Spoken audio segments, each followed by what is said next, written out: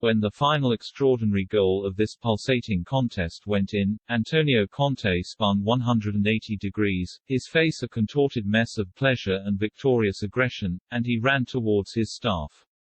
Still got a turn of pace, Antonio, though it's doubtful he ever moved that fast when imperiously running midfields in the 1990s. When he reached the assortment of standard-issue Spurs puffer blue jackets, he flung himself into the mass of colleagues like a teenager stage diving at his first concert. And they jumped up and down like a group of kids at a toddler's party. Tottenham had twice threatened to upset the odds here at Manchester City. Twice they had been dragged back, the second time in the 89th minute when a VAR review presented Riyad Mahrez with a penalty to equalize. They had already had a potential third goal ruled out belatedly by VAR and their luck seemed to have run their course. A point, hard-earned and well-received, was all they would get here, it seemed.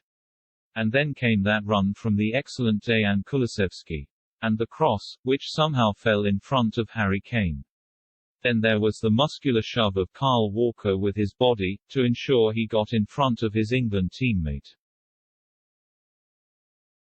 And Kane's header, Kane's goal and a degree of pandemonium. In the corner, where the players celebrated with Kane and the Spurs fans, Eric Dier broke free to clench his fists and exhort the supporters to fresh celebrations.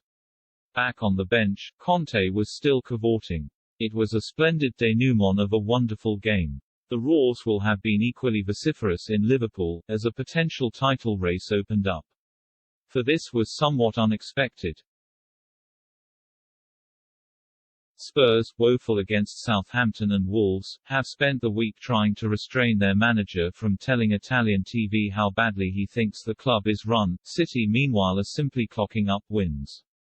Bizarrely and counterintuitively they did lose to Spurs on the opening day of the season, a result that proved to be the zenith of the short-lived Nuno Espirito Santo era.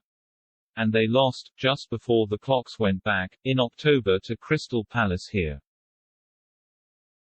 And then they just won and won again. Apart from a draw at Southampton and a dead-rubber Champions League tie against RB Leipzig, City have simply won like a metronome since then. Their march towards the title seemed inexorable.